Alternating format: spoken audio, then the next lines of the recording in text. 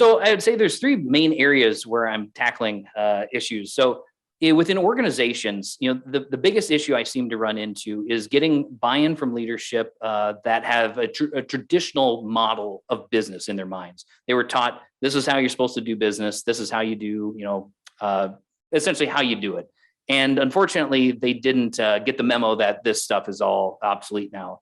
Somewhere around the age of the internet and the information revolution, all of this changed, and all these best practices for how to build products and stuff like that kind of went out the window. And the agile, lean startup approach, data-driven analytics approach is clearly dominating. The companies that are doing this stuff are, radically outperforming companies that are still stuck to their old legacy traditional business ways of doing business. And so the solution to that problem is essentially just to start with why. Why are we even doing this? Why are you in business? And why would essentially using data to make decisions benefit you? Why would automating these processes reduce your costs? So then after convincing them or selling them on why this is worthwhile, it's all about education. And throughout the entire organization from the leadership down, we have to figure out what data science is, what it isn't, what are the pros, what are the cons, what can AI do, what can't it do?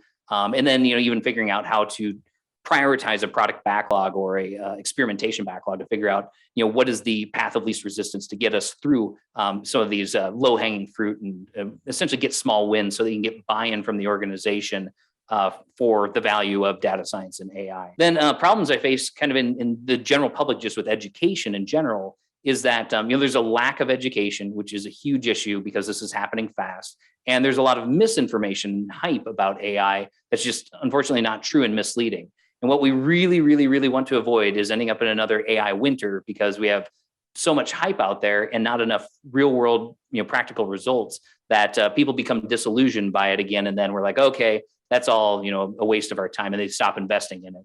So once again, start with why, education, and then set real expectations. And I try to give people a wake-up call. And I think the best version of this, I think it's in Kai-Fu Lee's book, AI Superpowers. I can't remember, but he talks about the Chinese people having their Sputnik moment in terms of AI. When the first deep learning algorithm won Go, everyone woke up and they're like, "This is our national initiative. We are going to lead in artificial intelligence," and they put huge investments in it. The Western world just hasn't had that wake-up call yet. And so just trying to get people to realize that this is coming and it's coming fast. So get on board or you're going to get left behind. And then personally, the thing I struggle with the most is just staying on top of everything. I think I just did a little calculation a couple of days ago, and there's something like 500 papers a day on machine learning, AI, and data science in archive in preprint form. And so it's moving really fast. So I have to constantly find solutions to try keeping on top of all of this information. And so I do things like I've got a curated news feed. I watch a lot of people that do a really good job of summarizing and triaging the information, like 2-minute papers. Great. It's a great YouTube video series. Archive Sanity Preserver. And then I read abstracts from papers, new papers on a regular basis. Like every day I probably read 2 or 3 different papers, abstracts at minimum.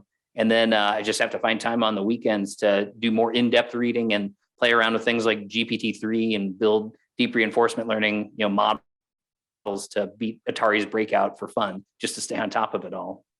Yeah, that's wild. Yeah, I was thinking as you were explaining these challenges that AI is moving so fast that you may tell a client, well, AI can't do this, but then in 3 or 6 months it can. Yeah. So things are changing that fast.